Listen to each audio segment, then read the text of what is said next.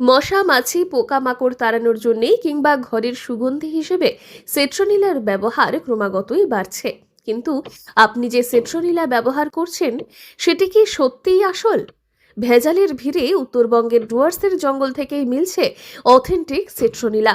কিন্তু এই আসল সেট্রোনিলা চিনবেন কিভাবে? ডুয়ার্সের জঙ্গলে তৈরি প্রাকৃতিক তেলের সহজ পরিচয় জেনে নেওয়া যাক। তৈরি হচ্ছে, আমরা সেটনোলা এখানে তৈরি করি। এখানে এটা নার্সারি আছে, আমাদের জঙ্গলে আছে বড় বড় 10 হেক্টর 5 হেক্টর করে প্লান্টেশন আছে। এখান থেকে ঘাস সংগ্রহ করে আইনে এখানে আমরা নিজে তৈরি করি। কীভাবে তৈরি করে? এটাকে একটা ড্রামে 6 কুইন্টাল ড্রাম আছে, ওই ড্রামে ঘাসটাকে লাগার পরে তারপরে জল নিচে একটা ভেট আছে, ভেটের মধ্যে জল রাখি। তারপরে নিচে একটা আগুন দেওয়ার জায়গা আছে, চুলা আছে, ওই চুলা থেকে আগুন দিয়ে ওইটাকে যখন গরম হয়ে হিট হয়ে তখন ভেপার দিয়ে ওই সেটা সেটনোলা তেলটা বাইর হয়ে জল সঙ্গে একসঙ্গে বাইর হচ্ছে, ওইখানে ফিল্টার হয়ে যায়। ডুয়ার্সের সবুজ অরণ্য এখন শুধু পর্যটনের জন্য নয়, প্রাকৃতিক ও পরিবেশ বান্ধব পণ্যের গুরুত্বপূর্ণ কেন্দ্রও বটে। পশ্চিমবঙ্গ বন দফতরের নন টিম্বার ফরেস্ট প্রডিউস প্রকল্পের আওতায় জলপাইগুড়ি জেলার খুট্টিমারি এলাকায় লেমন গ্রাসের চাষ এবং সিট্রোনিলা তেল নিষ্কাশনের কাজ চলছে।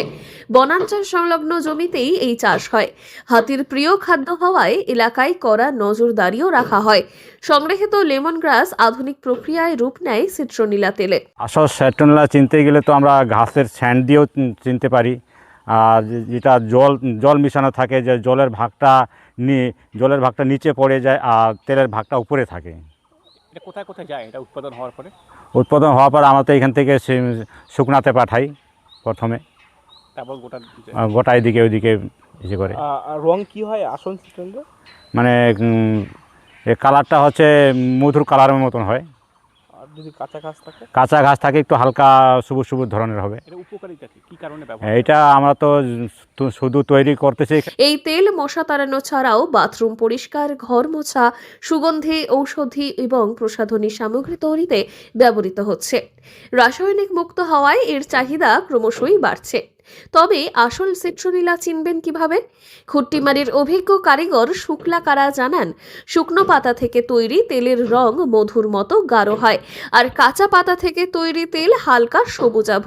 সঙ্গে থাকবে তীব্র কিন্তু সতেজ লেমন গ্রাসের গন্ধ। এটাই আসল সিট্রোনিলা চেনার পরিচয়।